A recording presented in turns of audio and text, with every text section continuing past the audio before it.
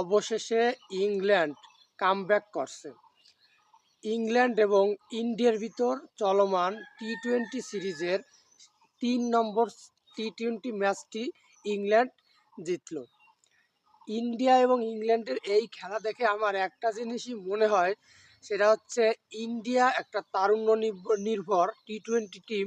এটা আসলে অবিশ্বাস্য। এই দলকে হারানো খুব চ্যালেঞ্জিং। দেখেন, ইংল্যান্ড টিমে কিন্তু অভিজ্ঞতা সম্পন্ন ম্যাক্সিমাম প্লেয়ারই রয়েছে। আপনার ফিলিপ সল্ট, জর্জ Buttler, Livingstone, Jofra Archer, Adil Rashid, ওদের দলটা একদম প্রপার ইংল্যান্ডের বর্তমান যে সেরা টিম, ঠিক সেই টিমটা, যেখানে অভিজ্ঞ প্লেয়ারই বেশি, অনভিজ্ঞ প্লেয়ার খুবই কম, ইয়ং জেনারেশনের প্লেয়ার খুবই কম। আর ইন্ডিয়ার যদি আপনি টি-20 টিমটা দেখেন, যেখানে বিরাট কোহলি কিন্তু নাই, রোহিত শর্মা কিন্তু নাই, আপনার জাসপ্রীত বুমরা নাই। এক হিসেবে দেখা গেলে ম্যাক্সিমাম যে অভিজ্ঞ সম্পন্ন প্লেয়ার তারা নাই। একদম ইয়ং কিছু প্লেয়ার, একদম মানে যাদের দিয়ে ভবিষ্যৎ পরিকল্পনা করতেছে, ঠিক তারাই। অভিষেক শর্মা, তিলক বর্মা, তারপর ধ্রুব জুরায়েল, এবং কিছু অভিজ্ঞ আছে যেমন সূর্যকুমার যাদব, হার্দিক পান্ডিয়া, এমনকি ওদের ফিউচার ইয়ং স্টার জয়সওয়ালও কিন্তু এই সিরিজে নাই। আপনি লক্ষ্য করুন, ইংল্যান্ড এবং ইন্ডিয়ার ভিতর পার্থক্য হচ্ছে এইটা, ইন্ডিয়া তাদের ভবিষ্যৎ জেনারেশনকে বেশি বেশি করে প্রমোট করতেছে, তাও ইংল্যান্ডের মতো একটা শক্তিশালী দলকে। আর ইংল্যান্ড ওদের সর্বোচ্চ টিম নিয়েই তাদের সাথে ডমিনেট করতেছে। ইন্ডিয়া একটা ম্যাচ হারছে, 2টা ম্যাচ জিতছে। ইংল্যান্ড 2টা ম্যাচ হারছে, 1টি ম্যাচ জিতছে।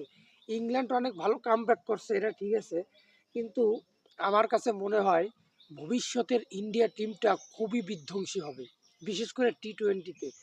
আর ওদের এই টি-20-র যে সাকসেস, এত ভালো যে টি-20 ওরা করতেছে, এত নতুন নতুন ভালো ট্যালেন্ট, ভালো প্লেয়ার বের করতেছে, এর একমাত্র কারণ হচ্ছে আইপিএল।